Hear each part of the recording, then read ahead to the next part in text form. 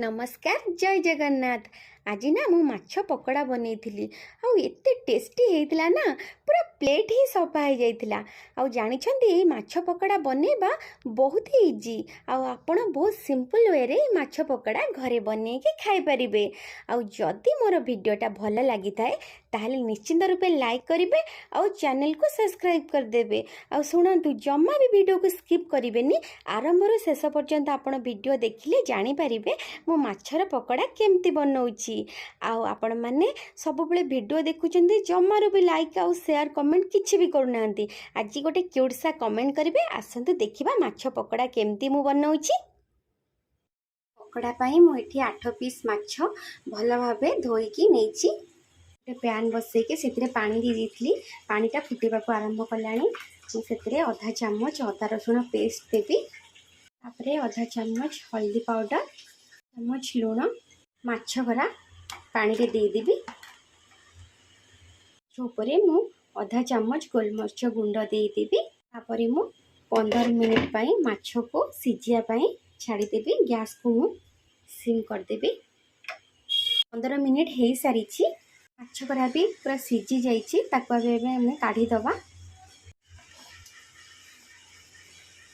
काढ़ी ठंडा हाँपाई छाड़ी देछि। ठंडा हो गले मुझे कंटा छड़ेकी आपको भल भाव चकटी देवी। तो मो माछ को भल भाव कंटा छड़ेकी चकटी देछि। मुझे नहीं कटा पियाज फाड़े लेंबू अल्प धनिया पत्र 4-5टा कंचा लंका ताको छोट छोट करी काटी देछि। आउ एठी नहीं चाट मसला और गरम मसला माछ देहरे लेंबूटा को चुपुड़ी देवी। मो माछ देहरे कटा पियाज धनिया पत्र कंचा लंका चाट मसला गरम मसला को देदेवी। माछ देहरे सब गुड़ा को भल से चकटिकी पूरा मिक्स करके भल भाव चकटी देवी। मु भल भाव चकट देछि। तापरे मु गोटे चामच राइस पाउडर बेसन चामच मु बेसन दे देवी। गोटे चामच मु कॉर्नफ्लावर दे देवी। ताकू भल भाव चकट देवी। एबे माछ को भल भाव पूरा स्मूथली चकटी देछि। एबे ताकू मो छोट छोट गुला करिकी माछर शेप रे आकू गढ़ीबी। देखंतु एमती गोल गोल फास्ट गुला करिवे। तापरे आकू माछर शेप देबे। गोल रो गुला हे सारिछि। तापरे मु आकू माछर शेप देबी। देखंतु एमती माछर शेप करेंगे।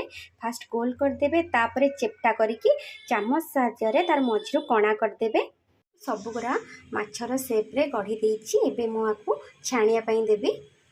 पैन बसई दीची। पैन गरम हो सारी। तापरे मु एबे रिफाइन तेल देबी छाणिबा पई। गरम हो सारी। तापरे मु एगुड़ा छाणिया पई देबी माछ गुड़ा।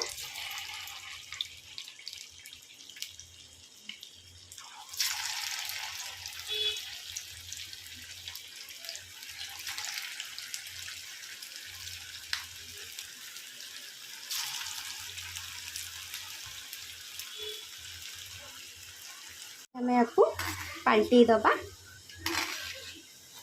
देखु आमर गोटे साइड पूरा परफेक्टली कुक हो सारी।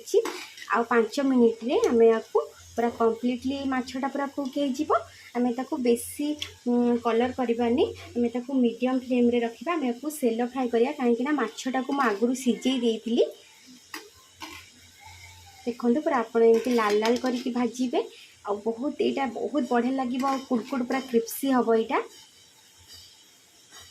तो माछ पकोड़ा गुड़ा पूरा सुंदर भावे भाजी सारी। खाइबा ना यहाँ बहुत ही टेस्टी। आपन थरे घरे बनातु खातु मत कमेंट करी कहतु आपन को केमती लगिला। यहाँ छुड़ा को आम सेम वे रे छाणिबा पई दबा।